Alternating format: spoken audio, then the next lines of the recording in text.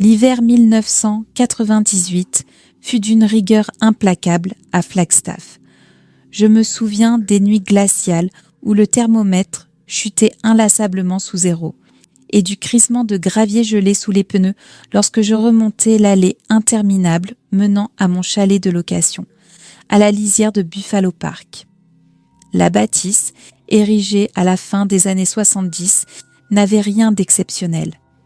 Des murs nus en bois brut, un vieux poêle à propane qui sifflait à chaque allumage, et des fenêtres qui gémissaient dès que le vent se levait. Ce qui m'avait séduit, c'était la vue des pans entiers de forêts de pins que la lune pleine transformait en un océan argenté.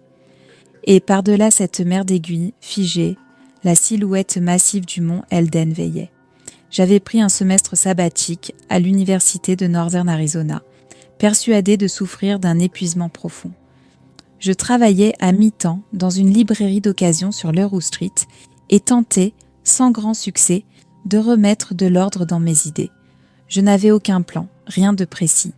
Juste de longues marches en journée, des plats surgelés le soir et des heures de lecture, emmitouflées dans un sac de couchage sur le canapé du salon, que le chauffage peinait à atteindre. C'était paisible, du moins au début. Les choses étranges ont commencé à la mi-janvier. La première nuit, j'ai mis cela sur le compte du vent. Les plaintes régulières des vieilles fenêtres donnaient parfois l'impression que la maison soupirait. Mais vers 2 heures du matin, je me suis réveillée en sursaut, sans rêve, sans bruit, juste cette désorientation soudaine où le cœur bat déjà trop vite avant même qu'on sache pourquoi. Je me suis redressée. La pièce baignait dans une clarté blafarde, reflet de la neige éclairée par la lune. Rien ne semblait anormal, sauf le couloir. J'avais laissé la porte entr'ouverte, et au-delà, tout aurait dû être noir.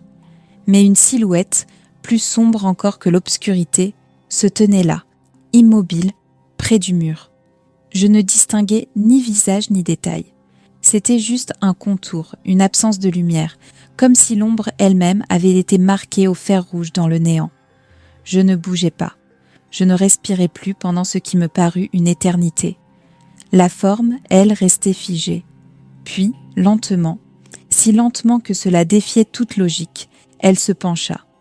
Pas en avant, ni en arrière, mais sur le côté, tel un arbre cédant à un vent latéral, jusqu'à ce que sa moitié supérieure effleure presque le mur opposé. Et alors, elle disparut.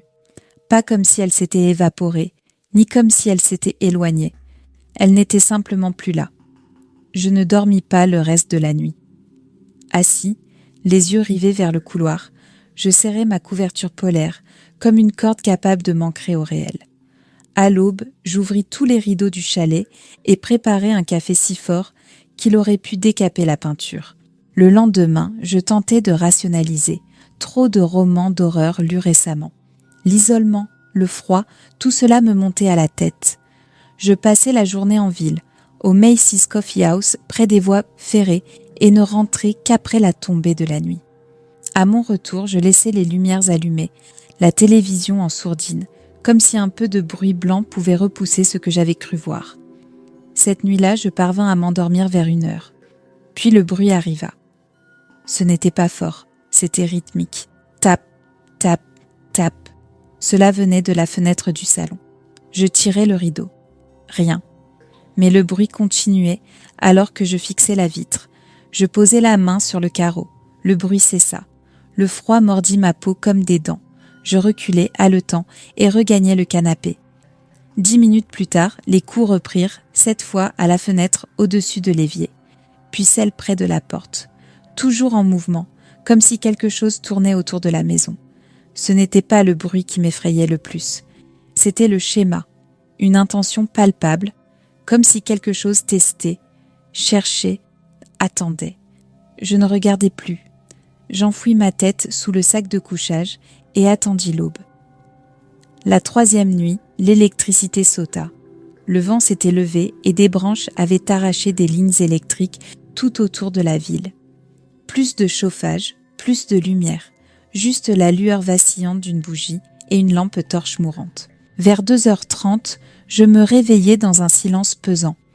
Pas le silence familier d'une maison qui craque, non, un silence épais, étouffant. Même les arbres semblaient retenir leur souffle. Puis, un bruit dans la pièce du fond où j'entreposais mes cartons et vêtements. Quelque chose bougeait. Un frottement suivi d'un choc sourd. Je me postais dans le couloir, une bougie à la main, fixant la porte close. La poignée frémissait. Une seule fois. À peine. Juste assez pour balayer le doute. Je n'ouvris pas. J'en étais incapable. Je reculai lentement et passai le reste de la nuit assis au bord du canapé, la flamme vacillante pour seul rempart, le regard figé vers ce couloir comme s'il était l'antichambre de l'indicible. Peu avant l'aube, je sombrais dans un sommeil trouble, la bougie encore allumée. À mon réveil, la porte de la pièce était grande ouverte. Rien ne semblait avoir bougé. Rien n'avait été pris ni cassé. Mais sur le sol, des traces sombres, suie ou cendre, s'étiraient depuis l'entrée jusqu'au centre de la pièce, puis s'interrompaient net. À ce stade, je n'étais plus que l'ombre de moi-même. Je me gavais de café jusqu'à la nervosité extrême, puis dormais 2 nuits dans ma voiture, garée sur le parking du Safeway. Mais je ne pouvais fuir le chalet indéfiniment. Le loyer était payé jusqu'à fin février, et je n'avais nulle part d'autre où aller. Je revins donc un lundi soir, juste avant le coucher du soleil. Je fis le tour de la maison, vérifiai les verrous, tirai tous les rideaux. J'allumai un feu dans le poêle et me pelotonnai à nouveau dans le sac de couchage, sur le canapé. Je tentais de me convaincre que tout cela n'était qu'anxiété et hallucination dues au froid. Cette nuit-là, ce fut pire. Je fus réveillée par un bourdonnement, un son sourd, comme l'air vibrant dans un tuyau sans fin. Il venait des murs, du sol, du plafond. Je me levai, mes genoux flanchèrent. Le son était en moi aussi, résonnant à travers ma cage thoracique. Puis les ombres arrivèrent. Elles ne surgirent pas des coins. Elles ne rampèrent pas. Elles fleurirent, une à une, sur les murs et le plafond, telles des taches d'encre. Grandes, effilées, aux contours déchiquetés, aux membres mouvants. Sans visage, mais je savais qu'elles me fixaient, toutes, et elles s'approchaient. Je restais figée, le dos plaqué contre le lambris. La bougie vacillait follement, projetant des ombres dans tous les sens. Mais celles-là n'étaient pas les siennes. Elles bougeaient, seules, glissant sur les surfaces, comme de l'huile, convergeant vers moi. La plus grande tendit une main. Elle s'allongea bien au-delà de ce qu'un bras aurait pu faire, au-delà de toute logique. Et le mur derrière se glaça. Une pellicule de givre se formait là où passaient ses doigts. Puis quelque chose changea. L'air sembla aspirer, la chaleur, le temps, le souffle. Mes oreilles bourdonnaient, mes genoux se bloquèrent, ma vue se troubla. Et là, je compris, quelque chose de vaste, d'informulable. Ces entités n'étaient pas des fantômes, ni des esprits. Elles étaient plus anciennes, plus profondes, nées de quelque chose de plus froid encore que la mort. Je m'effondrais, yeux clos. La suite, je l'ignore. J'ai dû perdre connaissance. Quand j'ai rouvert les yeux, le jour s'était levé. La lumière inondait les fenêtres. Tout semblait normal. Trop normal. La bougie avait fondu en une flaque de cire. Le feu s'était éteint, et pourtant, je n'avais pas froid. Je suis allée jusqu'à la pièce du fond. Les traces avaient disparu. Ce jour-là, j'ai tout emballé et j'ai quitté Flagstaff. Je n'y suis jamais retournée, mais l'histoire ne s'est pas arrêtée là. Pendant des mois, j'ai fait des rêves d'une intensité hallucinante. Le chalet y revenait sans cesse, mais déformé, agrandi, peuplé d'architectures impossibles. Des fenêtres donnant sur le vide, des portes menant toujours à la même pièce, répliquées à l'infini. Et toujours elles étaient là, les ombres, tapies à la lisière de mes rêves, prêtes à me frôler. J'ai cessé de dormir plus de quelques heures. Je ne ferme plus les rideaux la nuit. J'ai déménagé à Tucson, puis en Californie, changé de travail, de numéro.